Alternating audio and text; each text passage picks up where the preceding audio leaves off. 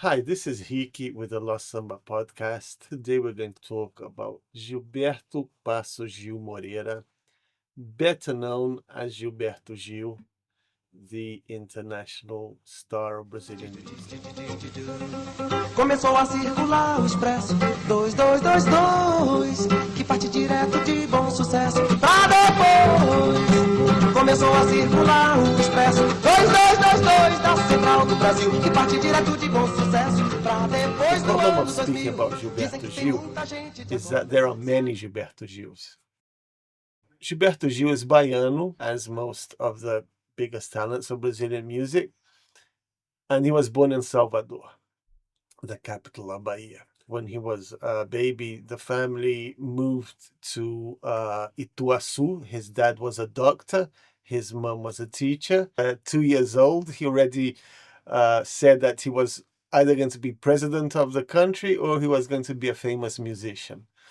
So, living in the interior of the state of Bahia, the songs he heard were the songs of the region, and his biggest influence at the time of his childhood was Luis Gonzaga, the king of Baião. No sertão aqui Zambade já não ar com meu fole prateado. Só de baixo 120 botão preto bem juntinho como negue pareado. Mas antes de fazer bonito, de passagem por bonito, foram logo me dizendo: Itaboca, rancharia de Salgueira, Bodocó, já no ar é o maior. E foi aí que me falou meio zangado. At the age of 9, still in his childhood, he came back to Salvador, where he got the influence of Dorival Caymmi. Quem vai é bom fim, minha nega, nunca mais que voltar. Muita sorte teve, muita sorte tem, muita sorte terá. Você já foi à Bahia, nega? Não? Então vá. Dorival Caymmi reflects more or less Salvador, much more of a beachy person. He talks a lot about the sea. So he has these main two excellent influences in his work. Now we skip quite a few years, so he's in his university age. He studied business administration, and he met probably the most important person in his life, Caetano Veloso. Lá em Londres, vez em quando me sentia longe daqui. What's curious, it's not like Lennon and McCartney.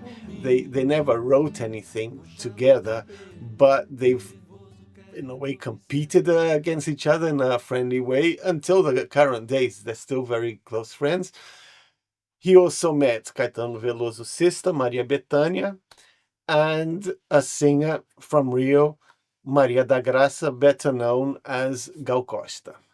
So the four of them, they are a unit, like the strongest unit in Brazilian popular music. That's, well, Gal Costa's already passed, unfortunately, but this friendship, this union, spread for decades in the top of Brazilian music. And they also met a producer called Tom Zé, who was also a musician in his own right, but he produced not only them, but later on the Novos Baianos, my favorite band of all times. So the five of them got together, Tom Zé and the these four artists, and they did a show in the Teatro Vila Velha of Salvador that was a huge success with the university crowd. Now, a lot of people will put this as the birth of Tropicalia, which is arguably correct. I don't know. As I said before, I'm not a historian, but this was arguably the birth of the Tropicalia. Now, what is a Tropicalia? So the Tropicalia is more or less the answer of Brazil to the pop music or to the pop culture that was appearing all over the world with the Beatles, with rock and all sorts of pop art, and cinema, literature. This was a very effervescent time culturally, the 60s. They mixed everything you can imagine together, following Andy Warhol's maxim. If you don't know who Andy Warhol is, a pop artist of the time, very famous, he said everything is pop. So for them, everything was Tropicalia. So you can mix Cuban Revolution, Brazilian folklore, Beatles, Jimi Hendrix, anything can fall into the Tropicalia, and you give it a new taste or a new tinge, which is a Tropicalia tinge.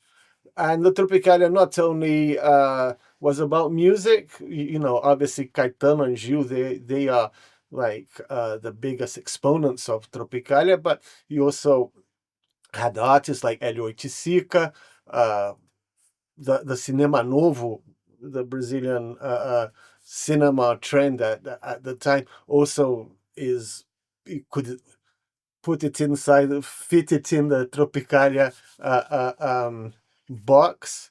There's theater. I was thinking of Augusto Boal. There a lot of things, cultural things happen that you could fit into the Tropicalia movement.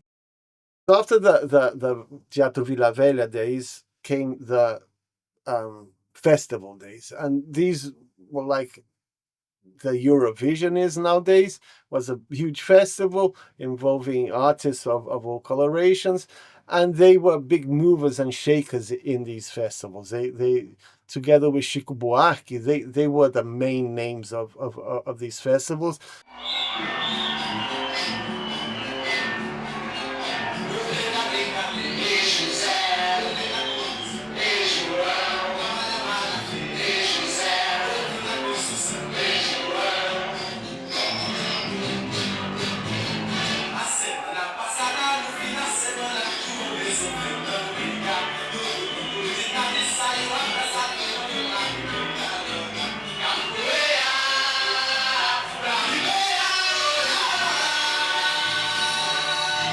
They were they shocked a lot of people, like Caetano Veloso used guitars, which at the time was a big no-no. Used rock, and rock was seen like the music of the enemy. And anyway, they became big names of these festivals, and this took them to a wider audience. But this was a time of politics. The Cuban Revolution had just happened. There had been a coup in Brazil to stop the left coming to power. They actually took a leftist president out, but everything seemed like Brazil would become a leftist democracy. It wasn't going to become a second Cuba. But anyway, so there was this coup. They in the beginning it was mild, and it became worse.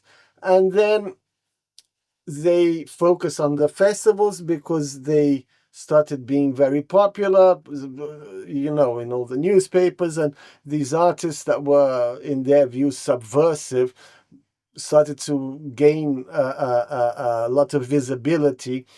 So what they did, they closed the festivals, and Chico Buarque went to exile on his own, but they imprisoned Gilberto Gil and Caetano Veloso and exiled them. And they went to London. They lived in London for a few years. In London, Caetano Veloso became very depressed, very introverted, but Gilberto Gil, no. He was already interested in Beatles, in Jimi Hendrix, in Rolling Stones, and he couldn't get enough of the cultural scene that was happening in London. I happened to meet someone in Glasgow when I lived there. Hello, Glasgow, who was his bass player during that period. So he had a band here. He famously participated. Now I'm not sure with Caetano Veloso or not, but in the Isle of Wight festival, which was a huge success. It came up in all the newspapers. I'd just like to explain to you that these good people that are coming on stage are from Brazil. And one of the reasons they're here is because politics doesn't allow them to do their thing Had the in Black Brazil. Power hair. Caetano Veloso also grew his hair. He got a hippie look. Then they came back to Brazil. They already had star status in Brazil, but when they came back, finally they came back. The country is becoming more open-minded. The government is becoming more open-minded, and they grew from there to being like household names. Everybody knows Caetano Veloso, Gilberto Gil, not as tropicalistas, but just as famous artists. With democracy creeping back, there was less militancy in the youth, and they all became much more hippie-ish, right? So people had they had alternative lifestyles, and of course, lots of drugs, lots of sexual experimentation, and they started to cater for this new generation very well. You know, they wrote songs very well, and that kind of fit them already, because the Tropicalia was more or less of a hippie thing. So that really fell down well with the new generation. They did excellent albums. Joguei no céu o meu anzol pra pescar o sol, mas tudo que eu pesquei foi roxinol. Foi roxinol.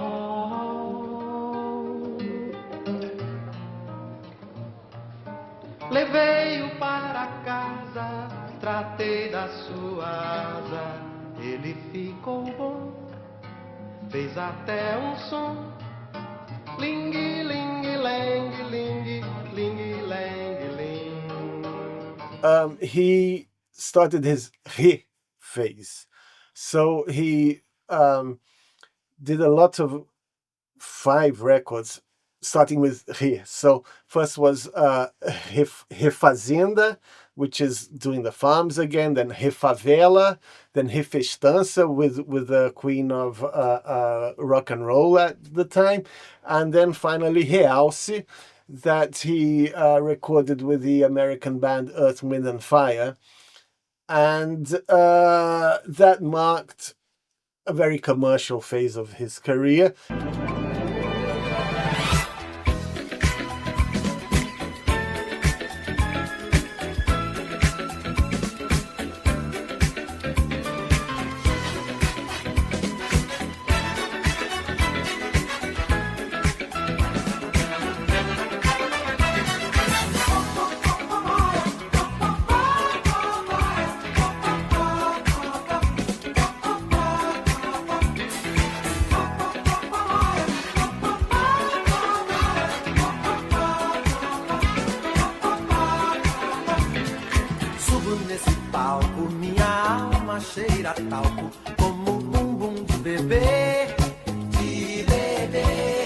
He after that, because the record was, you know, technically very good, recorded with a very good foreign band, and he kind of, that went to his mind probably, and he started to make very commercial records. He even tried to, then the 80s came, and he tried, he tried to look 80s, but he wasn't part of that generation. He probably tried too hard.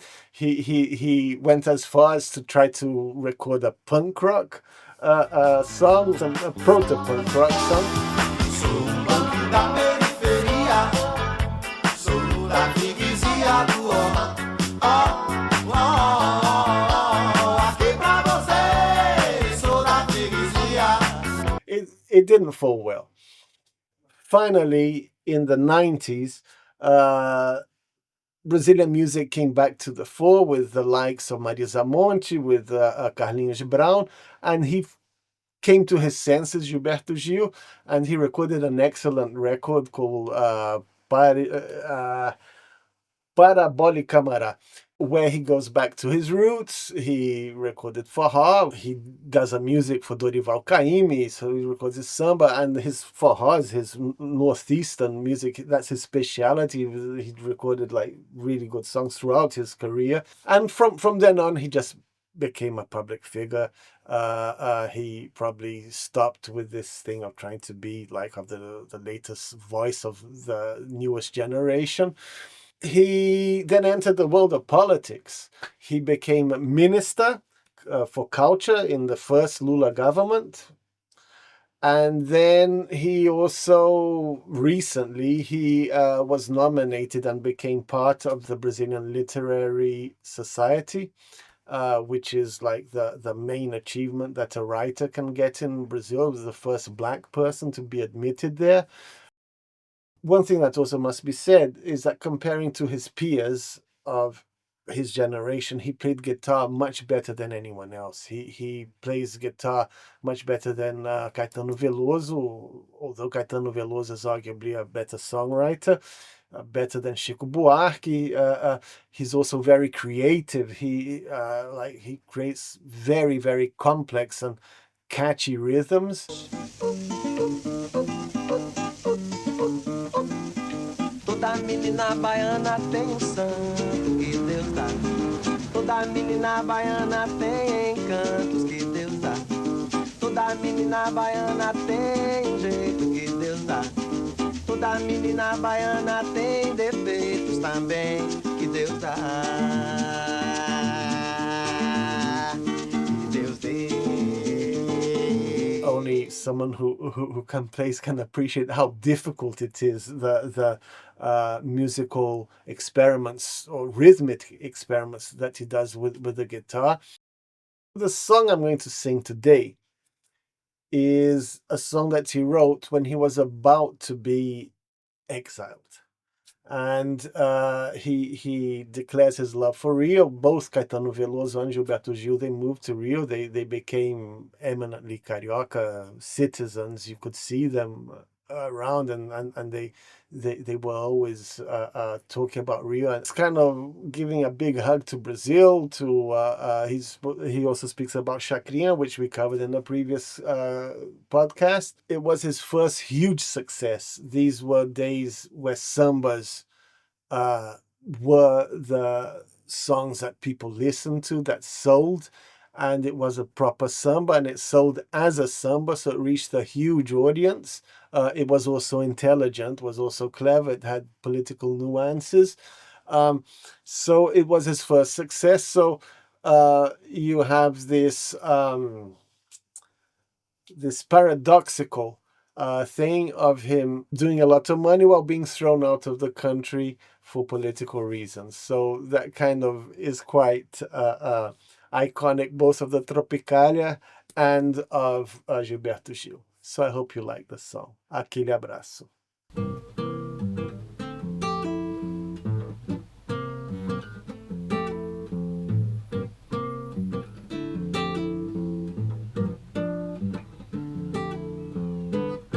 O Rio de Janeiro continua lindo. O Rio de Janeiro continua sendo. O Rio de Janeiro, fevereiro e março. Alô, alô, realengo. Aquele abraço, alô, torcida do Flamengo. Aquele abraço, alô, alô, realengo. Aquele abraço, alô, torcida do Flamengo. Aquele abraço. Chacrinha continua balançando a pança e buzinando a moça e comandando a massa, e continua dando as ordens no guerreiro. Alô, alô, seu Chacrinha, velho guerreiro. Alô, alô, Terezinha, Rio de Janeiro. Alô, alô, seu Chacrinha, velho palhaço. Alô, alô, Terezinha. Aquele abraço, alô, moça da favela. Aquele abraço, todo mundo da Portela. Aquele abraço, todo mês de fevereiro. Naquele passo, alô, banda de Ipanema. Aquele abraço, meu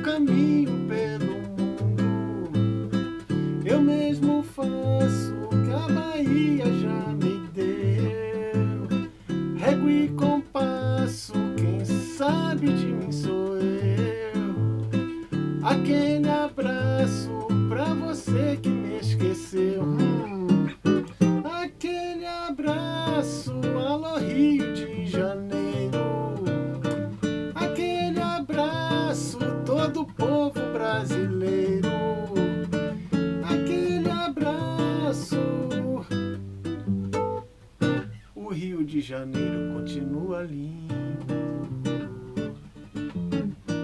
O Rio de Janeiro continua sendo. O Rio de Janeiro, fevereiro e março, alô, alô, realengo. Aquele abraço, alô, torcida do Flamengo. Aquele abraço, alô, alô, realengo. Aquele abraço, alô, torcida do Botafogo. Aquele abraço. This quirk is almost inappropriate. It was something that happened with me here in London. So when there was at the South Bank is a kind of a cultural center next to the Thames River. It's very beautiful. Who's ever been to London necessarily went there because it's one of the nicest places in London to be. And I lost my wallet. So I got, obviously, as you do when you lose your wallet, I got really paranoid and I went to the security people of the venue, and they really were helpful. And they said, okay, this was a while ago, so you still used to phone your bank when you lost something. It wasn't all online. So they said, okay, if you want to phone your bank, it's an emergency, sit down here. And this was in the reception, right? So I'm at the reception phoning my bank, a bit stressed out. And who comes in? Gilberto Gil. And he starts talking to me as if I were an Englishman, right? And very happy to be anonymous and to be speaking English to a local. So I kind of didn't fall out of the role that was given me from above, and I answered him in English, and we had a conversation. I was pretending to work there at the South Bank. I gave him some informations, and he said goodbye, and I never kind of broke the role. And so that's my quirk with Gilberto Gil. I hope you like this week's podcast, and I hope to see you here next week. Okay, have a good one.